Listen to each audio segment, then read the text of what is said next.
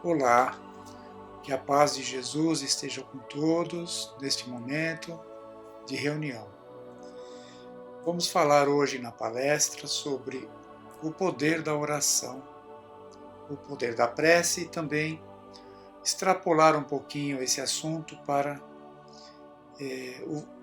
falarmos sobre o poder do pensamento.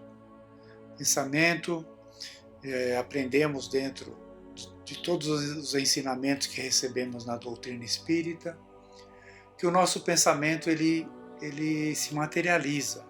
Ele, temos formas, pensamentos que chegam ao seu destino a ponto de se materializar numa matéria que ainda desconhecemos, mas que é nos dito pelos espíritos superiores que há essa condensação dessa matéria e ela chega ao seu destino. Vamos utilizar alguns textos. No final eu darei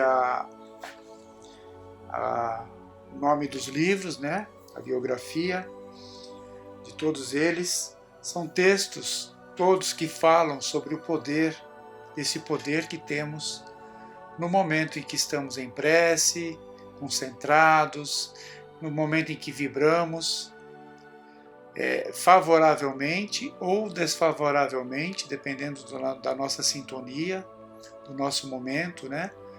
Porque estamos com o pensamento ativo a 24 horas por dia, não paramos de pensar, mesmo dormindo, mesmo durante o sono, o espírito continua a sua ação do pensamento. Então, de acordo com esta condição, favorável ou desfavorável, é que a nossa vibração ela atinge ali um patamar e sintoniza com aqueles que também vibram daquela mesma maneira, naquela mesma faixa vibratória de sintonia. Então, o poder da oração, o poder da prece, ele utiliza o cérebro como ponto principal, onde nós pensamos, é a casa central do pensamento, de todo o pensamento é o nosso cérebro, que através do espírito ele utiliza o cérebro, né? O cérebro físico, quando estamos encarnados, claro. O texto diz assim: esse dínamo gerador, que é o cérebro, de energia psíquica, é também fonte de exteriorização que se espraia, facultando a vitalização ou o desequilíbrio na área que focaliza. Olha, vitaliza ou desequilibra, como eu disse, de acordo com a nossa sintonia. Ele pode ser útil, né, positivo, ou negativo, com o desequilíbrio. Externando-se através do pensamento, este se lhe torna o veículo que a potencializa e direciona. Quanto maior for a intensidade mental da ideia, mais poderosa se apresenta a onda em que se movimenta. Em face dessa realidade, o cultivo dos pensamentos edificantes, pela constituição vibratória de que se reveste, estimula os neurônios cerebrais a produzirem substâncias saudáveis e processamentos eletroquímicos, que facilitam as sinapses e viajam pelo sistema circulatório, vitalizando as células e auxiliando-as no processo de mitose harmônica. Vejam que, à medida que os pensamentos são emitidos pelo nosso cérebro, eles nos produzem, estimulam os neurônios cerebrais a produzirem substâncias químicas no nosso organismo físico, né? E, além disso, no organismo físico, não podemos esquecer que isso atinge o perispírito, né? atinge o perispírito, gravando no perispírito essas sensações, claro, evidentemente o espírito também. Quando estão carregados, olha, quando estão carregados de pensamentos edificantes, né? Ele fala no início, agora, ao contrário, quando estão carregados de pessimismo ou malquerança, de ressentimentos e ódios, produzem moléculas que são eliminadas pelos mesmos neurônios com alto poder destrutivo. Olha, né, os sentimentos que temos muitas vezes, mal-estar físico, gerados por esses pensamentos pessimistas, ressentimentos, ódios. Temos aprendido aí ao longo do tempo que esse tipo de sentimento nos traz doenças físicas, nos traz ali perturbações orgânicas, claro que são também registradas no perispírito e no espírito. Começando pelo poder do pensamento, pelo poder da ação desse pensamento em nosso corpo. Se alojam no sistema nervoso central e no endoclínico, afetando o de natureza imunológica, naquele indivíduo que prossegue na emissão das mensagens tóxicas e perturbadoras, às vezes atingindo a pessoa que está na mira da sua revolta. Vejam que o principal, a pessoa que é primeiramente afetada por isso, é aquela que emite os pensamentos, né? Tanto para o bem como para os pensamentos difíceis, para o mal, né? A maledicência, o ódio.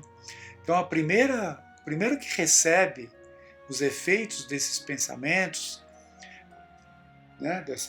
Pode ser através das orações também, né? Das preces em favor de alguém. Mesmo que fazemos essas preces em favor de alguém, os primeiros que recebem o benefício dessas vibrações somos nós. O ato da oração é constituído pelo fixar do pensamento nobres e aspirações superiores, produzindo ondas carregadas de amor e de harmonia, que mantêm em grande atividade os centros nervosos, que se alimentam de forças e de imediato exteriorizam as vibrações que atraem os bons espíritos, que correm para ajudar, ao tempo em que as canalizam no rumo das esferas superiores, onde são captadas para análise imediata.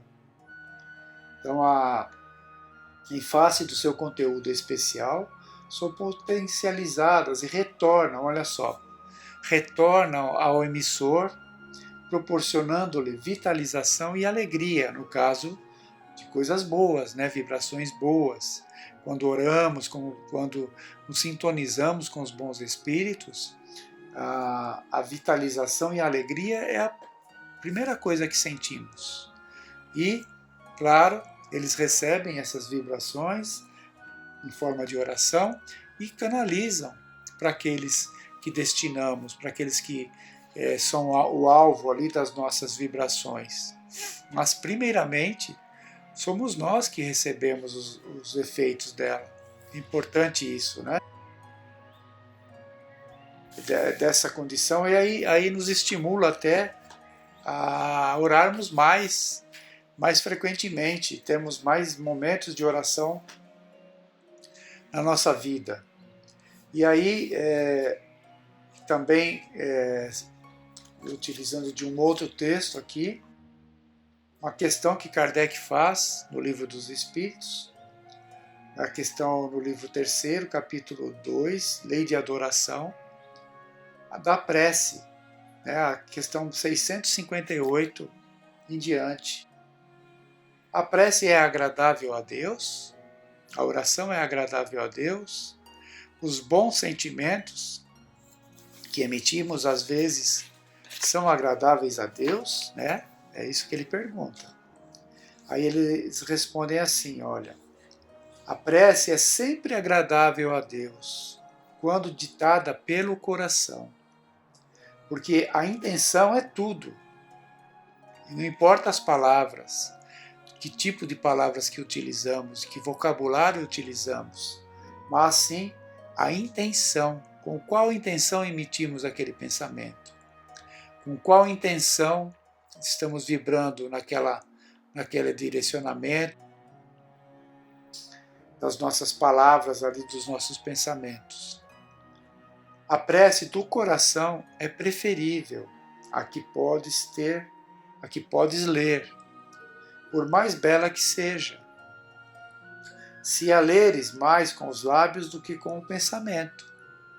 A prece é agradável a Deus quando é proferida com fé, com fervor e sinceridade. Outra palavrinha aqui muito importante, né? Sinceridade. A intenção, a sinceridade da intenção.